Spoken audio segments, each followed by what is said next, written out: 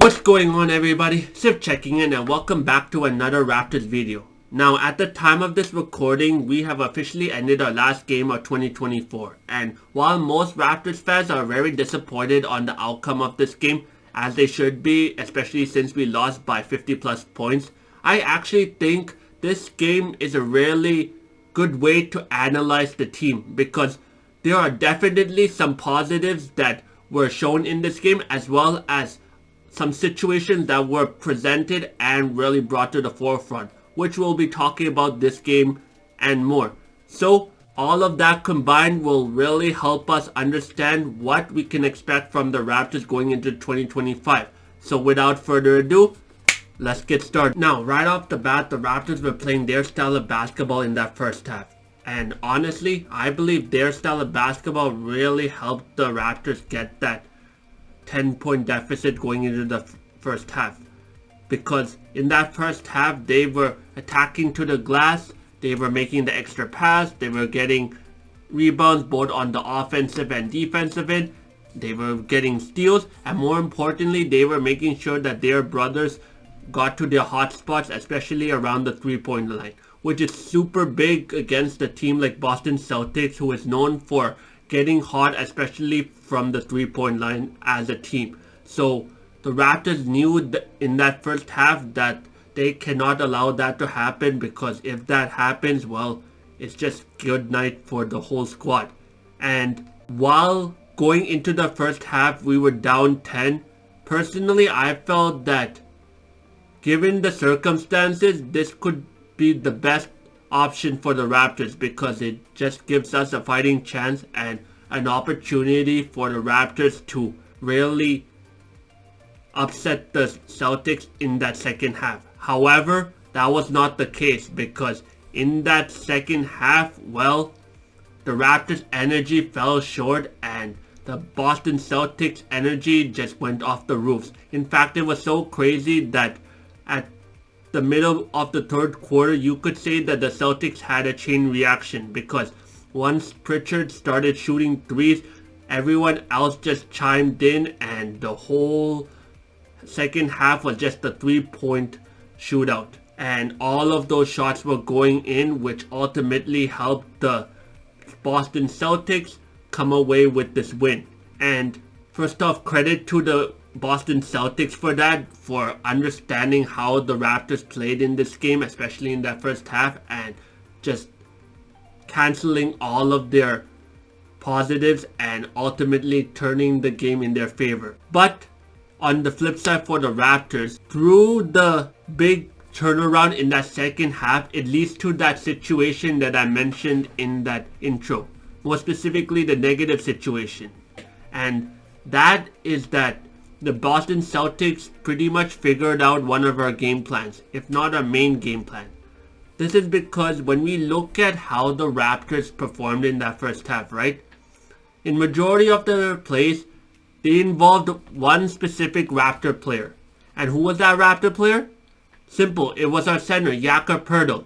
Because in majority of those plays in that first half, Jakob Poeltl got the ball at least in some way, shape or form. Whether that be passing the ball off in a pick and roll setting or anything else. Now, I'm not saying that Jakob Poeltl is a bad player or anything like that. In fact, I believe that Jakob Poeltl is a very important player for the Raptors to really play their style of basketball. However, I will say this much though. We cannot be relying on Jakob Poeltl as the only way to get points. And I previously talked about it in a lot of my previous videos, where the Raptors need to have more than one play style with them, especially given how the NBA is working nowadays. Because if you know about how the NBA is, especially with this advancement of technology where everything is now so much more accessible, it is so easy for opponent teams to keen in on a specific player of a specific team and just make them non-existent within a matter of 5 minutes. And that's exactly what happened in this game for Jakob Poeltl, because in that second half, once Boston found out that he was the X factor for the Raptors in order for the Raptors to get their success, they basically made Jakob Poeltl's experience in that second half a living hell, because it almost felt as though Jakob Poeltl just wanted to get that ball out of his hand as soon as possible, which really disrupted not only how he performed but also his mental game as well, because he was very slow in terms of being there for the rebounds and things of that nature, which you can tell really affected him overall. And that just goes back to the whole play thing, because if the Raptors had other plays that were catered to not have Jakob Poeltl in the mix or anything like that, well, he would be much more comfortable in that second half, and who knows, maybe he would have had some surprising moments that really could have changed the tide, especially when those 3-pointers were going for Boston. So with all this being said, I really don't think this is the end of the road for the Raptors in terms of that, because coming in 2025, there is so much more time for them to really make plays, because even though this season, 2024 to 2025 season, that is basically not in our favor, especially since we're in the tank mode and we're just trying to do player development and things of that nature. This gives us so much more time to come up with new game plans from scratch. Obviously keep some Jakob Poeltl game plans in there just as a safety measure, but coming into 2025, we need to also have some new game plans in there that involves the other players, because I believe when we have more than one game plan that incorporates as much people as possible, it really not only helps us by making sure that more than one player will be wide open at every given possession, but more importantly for the defenders, it will keep them preoccupied because they don't know what to expect next, and that is the optimal way to win, in my opinion, for the Raptors. So hopefully they do make some new plays in 2025, and we need to see how it's all executed. Now, even though I talked about that negative situation just now with this game against the Boston Celtics, there is some positivity to be taken from it as well, because for the Raptors, there are two specific players that really stood out in this game. And those two players are Bruce Brown and Jamison Battle, because quite frankly, especially in that second half, they were the beacon of light that really made the Raptors make this game as respectable as possible. Even though losing by 50 is not as respectable, without those two players' contributions, well, it could have been a lot worse.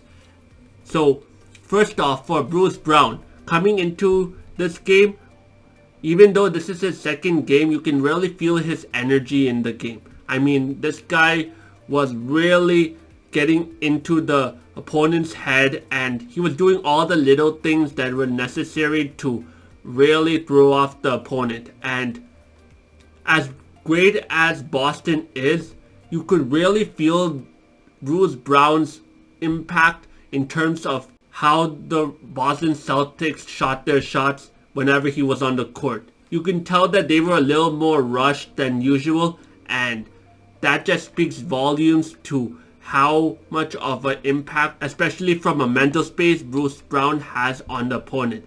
And quite frankly with you all, I believe that any team could use his type of energy, because he does that little things that really counts, especially for a championship team. So we'll need to see how Bruce Brown continues to develop, especially as we get to the NBA trade line, and ultimately whether he stays with the Raptors past the trade line or whether he's going to be traded to a championship team with the skills that he's acquired up to now. We'll have to see on that. And the second player I want to talk about, since we're talking about positivity, is Jamison Battle.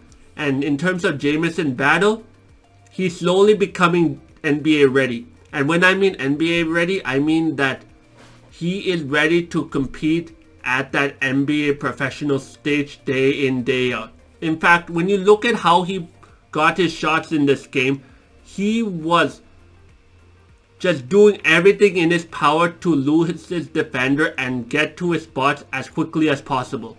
And quite honestly with you all, that is what every Raptors player should be doing, especially if they want to shoot. Because getting to your hotspots in a timely manner is just a very effective way to not only increase the trust in your teammates but also boost confidence in yourself. Because the moment a player realizes that they can lose their defender for even a split second and the shots are falling on top of that, it's just the best feeling in the world. Because at that point, not that you won't be unstoppable, but more importantly, you'll feel like you can be a contribution to the team, which is what every player wants. And tonight, that was Jamison Battle, especially from the three-point line, because without his threes that he made in that third quarter and fourth quarter, well, the conversation would have been way worse than it is now. So shout out to Jamison Battle for his threes as well as getting to his spots in a timely manner, and I can't wait to see how he develops coming into 2025 as well. So yeah, that wraps up my thoughts on the Raptors versus Celtics game to end 2024. Obviously, this is not the best of circumstances for the Raptors to end 2024 off with. However, there is a silver lining because this just means that there's much more possibilities for positivity for the Raptors, especially since I believe they will be going into the new year looking at all the mistakes that they've made up to this point in 2024 and making optimal strategies and decisions based on those to make sure that the Raptors not only are playing at a more respectable pace but also are taking strides in the direction that they need to go to ultimately win that championship once again. So we all just need to see what the Raptors do in terms of their development and what type of direction they're going to go in 2025. And no matter what, I believe us as Raptors fans will continue to support them through the highs, the lows, and everything else in between. At least I am.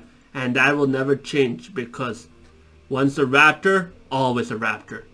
And with that being said, let me know in the comments below what you thought about this game. Did you like it? Did you not like it? Were you just as surprised as I was about the way the Raptors lost, especially since it was a 54-point deficit?